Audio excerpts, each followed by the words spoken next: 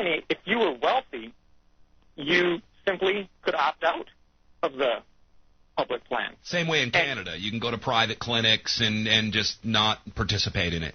You have to pay for it, though. I mean, don't they make you pay into it, though you can still opt out of it and get your health care where you want? You can opt out and have private insurance. Well, anybody that can in Germany does that because it's so far superior. And they have a lot of market incentives built in, so people were paying less for private insurance premiums in Germany than my wife and I were for the public plan. If you're very poor, it's a great deal, because as long as you work at least 1 hour a week, and my wife and I had a neighbor, a German lady in Berlin, that she would do that. She would work between 1 and 3 hours a week just to qualify for the national health care. So it's a great deal. You work a couple hours a week and you have full health coverage. But for those of us in the middle class, it costs a lot. And the other thing that we noticed, we were pleased with the care. It was good. But technologically, it was behind where we were in the States. You certainly didn't have the equipment that you have in this country. And if that's what we want, and this is what I try to do in the book, I don't try to, full disclosure, I'm conservative, and that's going to come across in the book, but I try to explain to people in just as clear as terms as possible, this is the way it is. And if this is what you want, then I guess so be it. I totally disagree with you. It doesn't work. But this is what is going to happen.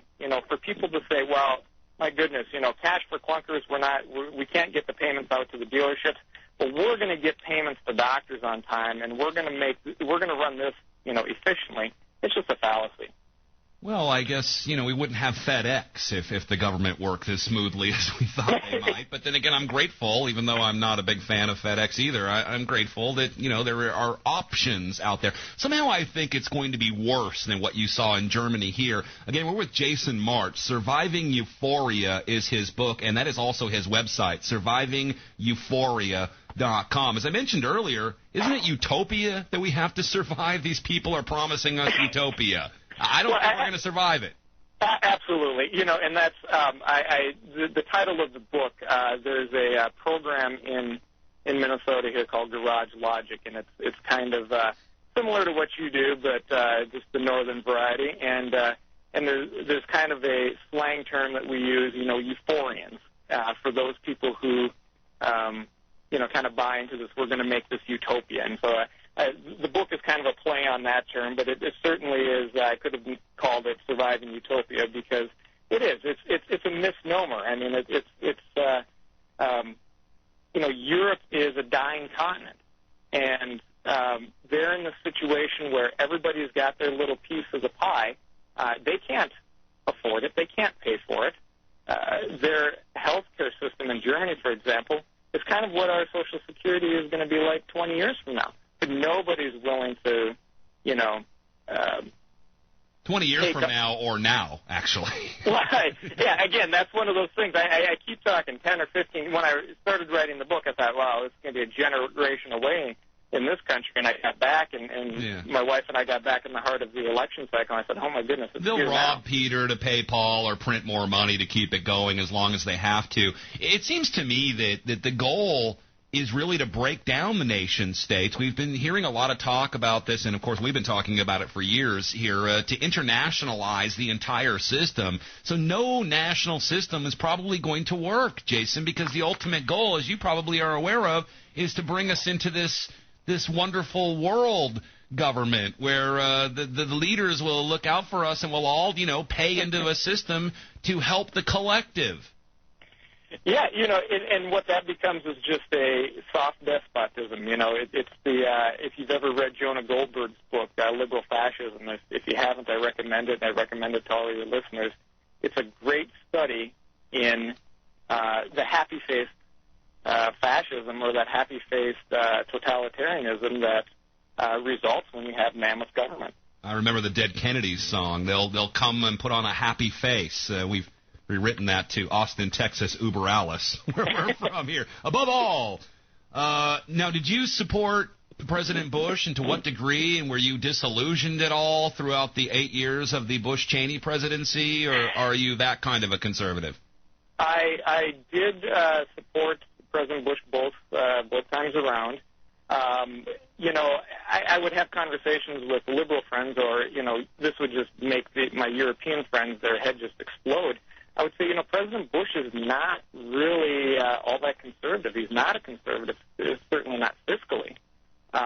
He's kind of Harry Truman with a ranch. I mean, he's a mid-20th century, fairly big spender Democrat who's, tough on foreign policy. Yeah, the apple didn't fall far from the tree, did it? And that would just, but that's what he is. And as a fiscal conservative, the Republican Party certainly wandered, a long way off the reservation, and it's encouraging that they're starting to get back to that. But I was, especially the second term, disheartened that when it came to spending, the Republicans didn't differ all that much from the Democrats. Did you speak out about that, Jason, at the time, or were you waiting for Obama to come in? I think that during that time we were overseas. You kind of you watch some of that and you think, well, okay, maybe it's one program or two programs. And, I guess maybe I got a little complacent, not standing up, not saying enough of that sort of stuff. I did, Jason, and I was called an American-hating liberal. And now, within a day of January 20th, that day I became a right-wing extremist, terrorist, racist. So, But I want people to be consistent, just like I want the left and the anti-war people to challenge Obama, or the Greenies to challenge Obama on his Monsanto appointees while they're going after and boycotting Whole Foods for the owner making statements about health care that I think you and I would agree with here. I mean, it has to be an era of less government and not more government. And no matter who we get, it could be a Clinton or Bush, or a Clinton, or even a guy named Obama. We just keep getting the same thing. I mean, when are we all going to get together, paleo-liberals, paleo-conservatives, and all of us that love this country and do something about it? I mean, it's heartening, isn't it, to see these people stand up at the town halls, but then they're vilified and called nutcases in the mainstream media. Well, absolutely. I read an op-ed piece in the New York Times. Sometimes I don't know why I put myself through it, but you have to read everything.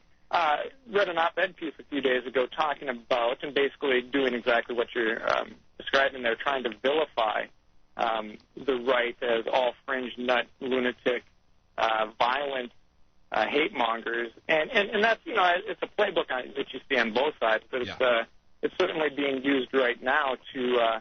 We can't debate the merits of, the policies, so we have to demonize the people on the other side, and that's disheartening. Is complacency healed now? I mean, if Jeb Bush comes back in and he's the president in 4 years or 8 years, are you going to watch him as closely as you're watching Obama now? I think so. I think one thing that going overseas did, it certainly clarified for me what makes America unique and what makes America special. My wife and I recently had a son. I think any time that you have a child, you look that much farther into the future, and your horizon suddenly becomes that much greater. And so those two things have added a lot of clarity for me, and I absolutely, I mean... Jeremy, come back with me, Jason Marsh is with us, and I want to bring you back. Let's get a better phone connection, so I'm going to ask my producer to hook you back up and see if we can do better. SurvivingEuphoria.com. Lots of good stuff on his blog, and the book looks very enticing, very interesting, and very helpful. He'll come back with us right after this Deadline Live, folks.